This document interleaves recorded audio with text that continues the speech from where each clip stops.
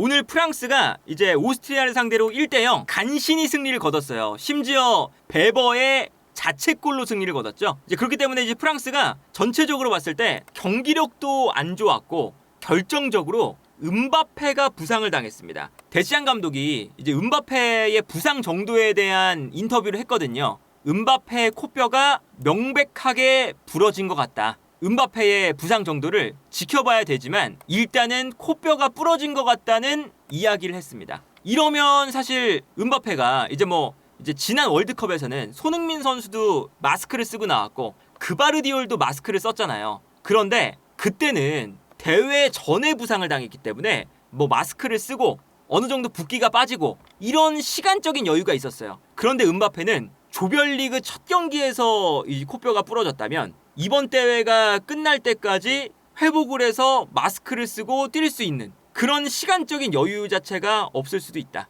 그 음바페가 이렇게 이제 잠깐 잡혔는데 이때도 코가 많이 부어 있고 그러다 보니까 음바페가 코를 잡고 있다가 이제 마지막에는 경기장에 들어와서 주저앉아 버렸죠. 그러니까 이게 이제 어떤 장면이었냐면 음바페가 부상으로 나가 있었기 때문에 빠르게 교체를 준비했어요, 프랑스가. 그런데 이제 그 만사노 심판이 볼이 나갔다가 들어왔는데도 불구하고 교체를 안 시켜줬죠. 그러다 보니까 이제 교체가 돼야 이제 음바페의 빈자리를 누군가 채워주면서 11대 11로 싸울 수가 있는데 음바페가 나가 있는데 교체를 안 시켜준 거예요, 한번. 그러니까 음바페가 그냥 어차피 못 뛰지만 만사노 주심의 허락도 없이 들어와서 주저앉아 버렸죠.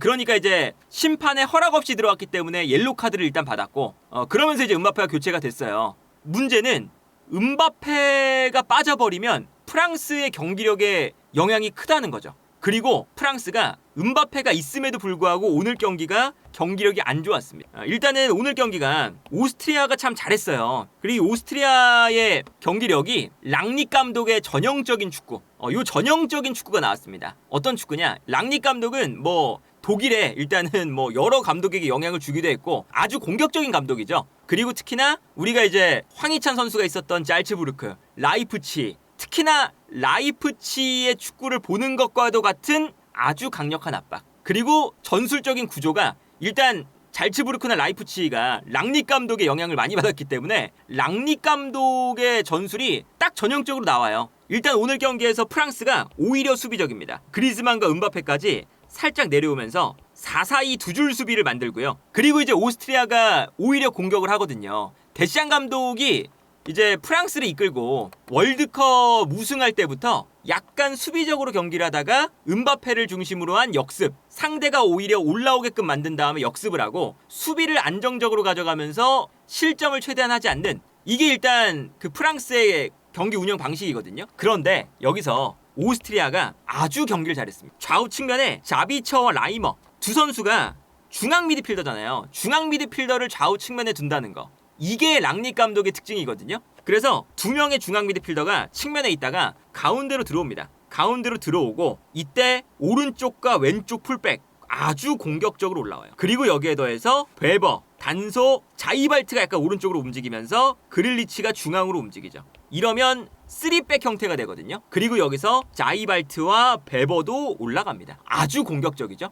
이렇게 공격적으로 올라가서 측면을 넓게 쓰면서 상대 수비를 측면으로 끌어내고, 그리고 이제 3백의 왼쪽 오른쪽 이제 센터백도 올라와서 앞쪽에서 압박을 거는 거예요. 전체적인 압박 라인도 높게 잡고 경기장도 넓게 쓰고 중앙 지역에는 4명의 공격수가 위치하는 이러한 형태입니다. 아주 전형적인 랑닉 감독의 축구. 그리고 여기서 이제 어떤 형태가 나오냐면 프랑스가 수비를 하고 있으니까 은메네나 포슈가 측면으로 넓게 벌려주면서 수비를 끌어냅니다. 끌어내면 오히려 이제 가운데로 들어갔었던 자비처와 라이머가 이 공간으로 뛰기 시작하는 거예요. 이러한 형태는 마치 토트넘의 포스테코글루 감독의 전술, 수비를 끌어낸 다음에 가운데 있는 선수가 침투한다.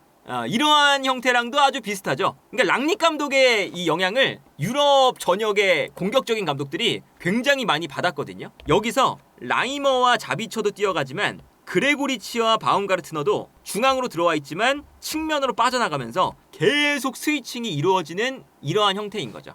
기본적으로는 랑닉 감독이 풀백을 높게 올리고 측면은 오히려 측면과 중앙을 다 뛸 수 있는 중앙 미드필더 성향을 가진 선수를 가운데에 배치해서 최전방 공격수와 바움가르트너 4명의 이제 공격수들이 중앙으로 들어갔다가 공간을 향해서 뛰어 들어가는 이러한 형태거든요. 이제 뭐 저런 형태가 뭐 요즘 트렌드다 라고 하는데 이 트렌드를 만든 사람이 랑닉입니다.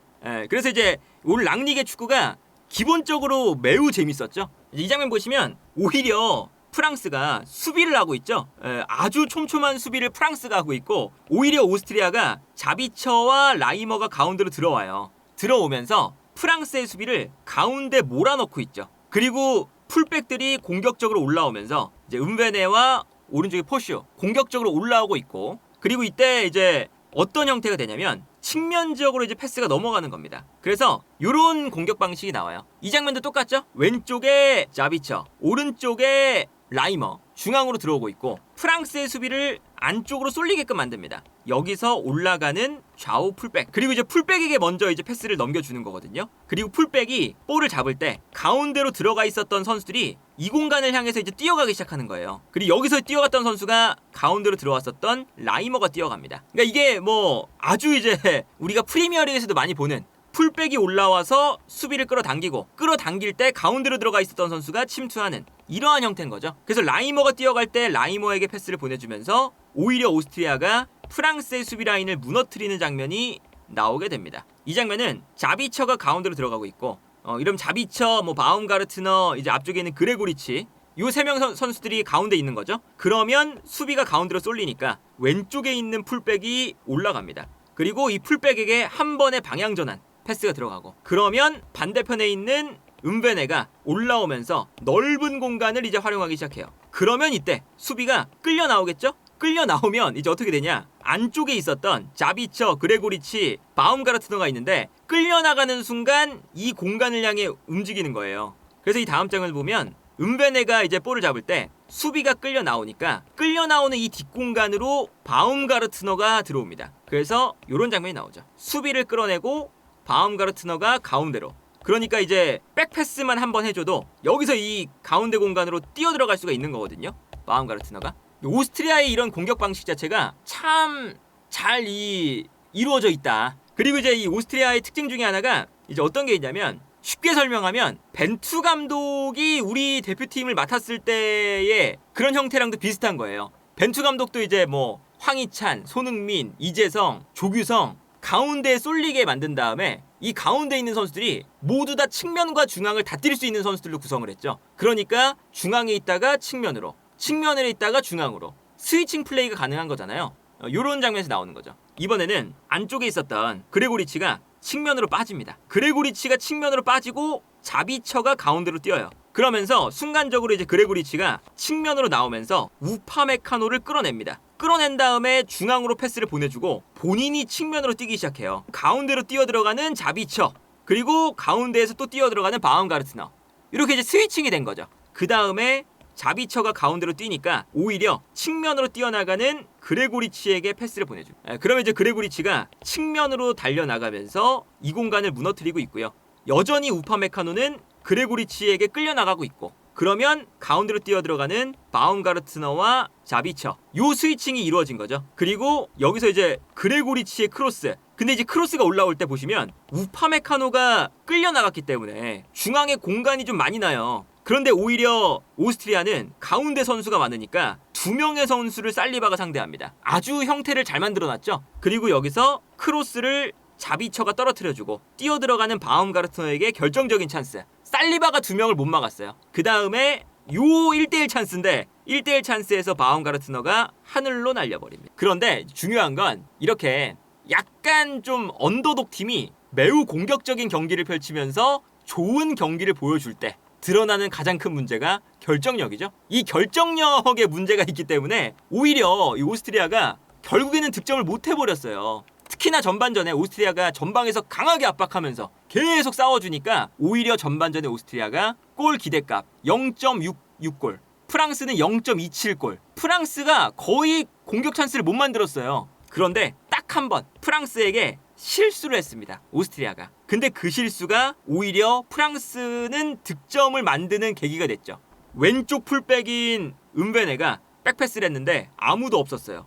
그래서 덴벨레가 이 패스를 눈치채고 뛰어갑니다. 뛰어가서 덴벨레가 볼을 뺏었어요. 결정적인 위치에서. 그래서 여기서 덴벨레가 볼을 빼앗았고, 물론 여기서 이제 오스트리아가 수비 지역이었기 때문에 덴벨레에게 압박을 가하면서 결국에는 덴벨레의 돌파를 막아냅니다. 막아냈는데 이 볼이 흘러서 음바페한테 가죠.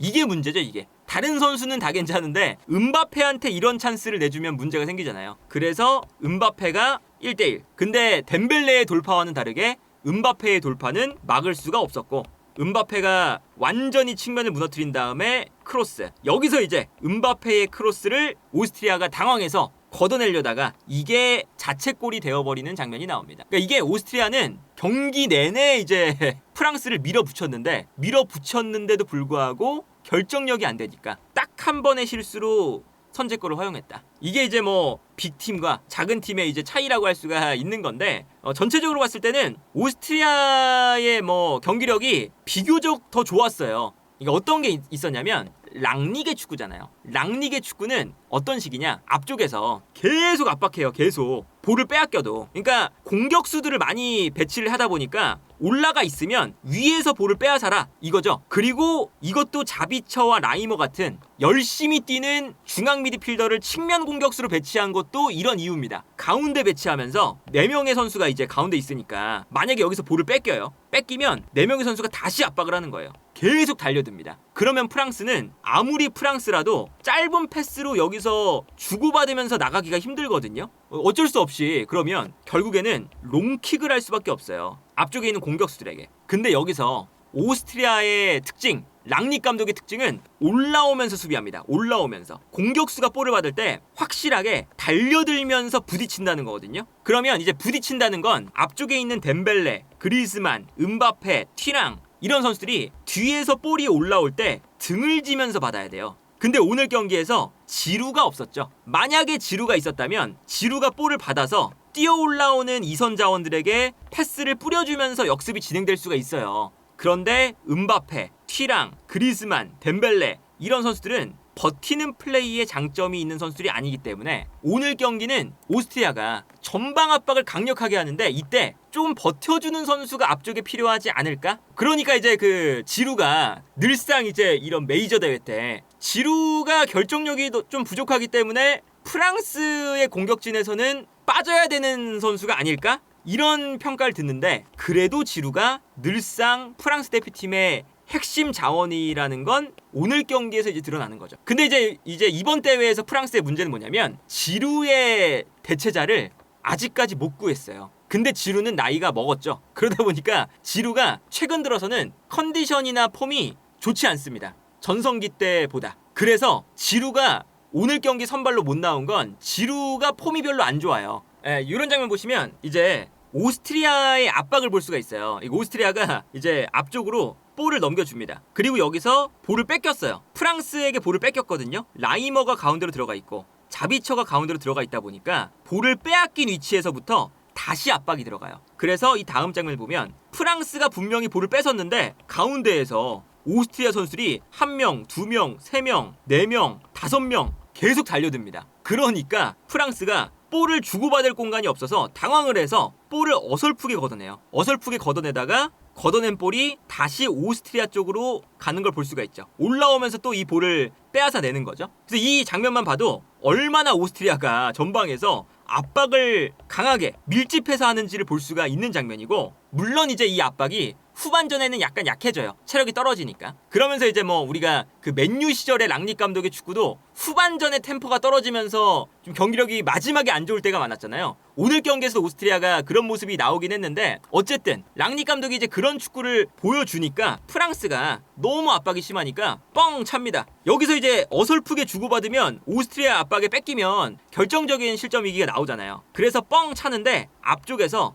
버텨주는 선수가 음바페입니다. 혹은 튀랑, 덴벨레 이런 선수들이 뻥 차면 싸워줘야 되니까 오스트리아가 달려들면서 부딪히는데 여기서 버티는 게 안 되는 거예요. 그러다 보니까 뻥 걷어냈을 때 오히려 버텨주지 못하고 오스트리아의 수비에 막혀서 여기서 볼을 다시 뺏기죠. 이런 장면이 좀 반복이 됐었죠. 어쨌든 오스트리아가 압박을 이제 엄청나게 하는 도중에 그래도 이 프랑스에서는 가장 빛났던 선수가 요 캉테 캉테가 아닐까 싶거든요. 선수의 위치를 봐도 캉테가 13번인데 수비 라인 앞에서 뛰어다니면서 오스트리아 압박을 견뎌내고 오스트리아가 달려들 때 싸워주면서 볼을 가지고 오는 이런 역할을 했잖아요. 그리고 캉테가 이제 실제로 이번 유로에 명단에 포함이 되면서 국대에 왔을 때 캉테의 몸 상태가 오히려 프리미어리그에 있을 때보다 관리가 잘 됐다라는 평가를 받았어요. 부상도 오히려 잔부상은 첼시에 있을 때 있었는데 중동으로 간 다음에는 잔부상도 거의 없고요. 그리고 약간은 이제 중동이 일정 자체가 프리미어리그보단 널널하니까 캉테의 컨디션 자체가 굉장히 좋다는 얘기가 있었거든요. 그런데 실제로 이제 프랑스가 오늘 오스트리아의 전방 압박, 앞쪽에서의 기동력 이런 거에 밀렸는데 유일하게 캉테가 혼자서 이 휘젓고 다니면서 오스트리아의 미드필더들과 싸워줬죠. 이게 싸워주는 플레이를 전체적으로 프랑스가 잘 못했는데 미드필더 위쪽에 있는 선수들이 캉테만큼은 잘해줬다. 이게 캉테가 프리미어리그에 있을 때 자주 보여줬던 뭐 그런 장면이잖아요. 이게 경기 끝나기 직전쯤 84분쯤의 장면이거든요. 이때가 이제 음바페가 부상당했을 때예요. 근데 음바페가 이제 부상당한 것과는 별개로 역습으로 나가고 있었죠, 오스트리아가. 가장 뒤에 있었던 선수가 캉테입니다. 그리고 여기서 역습으로 나갈 때 살리바가 나오면서 이제 뛰어들어가는 오스트리아의 공격수를 막으려고 했는데 여기서 못 막았어요. 그런데 캉테가 달려오다가 살리바가 못 막는 걸 보고 전력 질주합니다. 그리고 여기서 사실은 캉테가 뒤에 있었기 때문에 오스트리아의 공격수가 뛰어나가고 있는 상황에서 따라잡기가 좀 힘들었거든요. 그런데 캉테가 빠르게 달려가면서 뛰어들어가는 오스트리아의 공격수 비머를 스피드로 제압하면서 볼을 가지고 오는 장면이 나오죠. 그리고 이제 오늘 경기 같은 경우는 캉테가 슈아메니가 부상이기 때문에 캉테가 선발로 나왔거든요. 평소 같았으면 슈아메니가 선발로 나올 가능성이 좀 높았죠. 그런데 이제 오늘 경기를 보니까 슈아메니가 부상해서 복귀해도 캉테를 그냥 선발로 써도 괜찮겠구나. 충분히 캉테가 본인의 역할을 전성기 때만큼 보여줄 수 있는 상태처럼 보입니다. 그래서 뭐 오늘 캉테의 히트맨만 봐도 수비 라인 앞 공간에서도 커버를 엄청 했고 올라가서 이 미드필더 싸움에서 캉테가 계속 싸워주니까 미드필더 라인에서 올라가서 플레이한 장면도 많았고 경기장 전체를 뛰어다녔죠. 그리고 이제 요 왼쪽은 왜 캉테가 많이 빠져 있었냐? 테오 에르난데스가 올라가기 때문에 왼쪽 공간도 커버, 수비 라인 앞 공간도 커버, 오른쪽으로 올라가서 공격적인 역할도 하고 미친 듯이 뛰어다녔던 캉테였다. 그래서 이제 첫 번째 경기만 보면 프랑스가 전체적인 그런 뭐 경기력도 안 좋고 음바페의 부상이라는 악재도 겹치는 것 같고 그리고 이번 대회가 그렇게까지 긍정적으로 흘러가지 않을 것 같다는 생각이 드는 그런 이제 오늘 프랑스의 첫 번째 경기였습니다. 뭐 이기긴 했지만 음바페의 부상이 있기 때문에 최악의 스타트를 프랑스는 했다.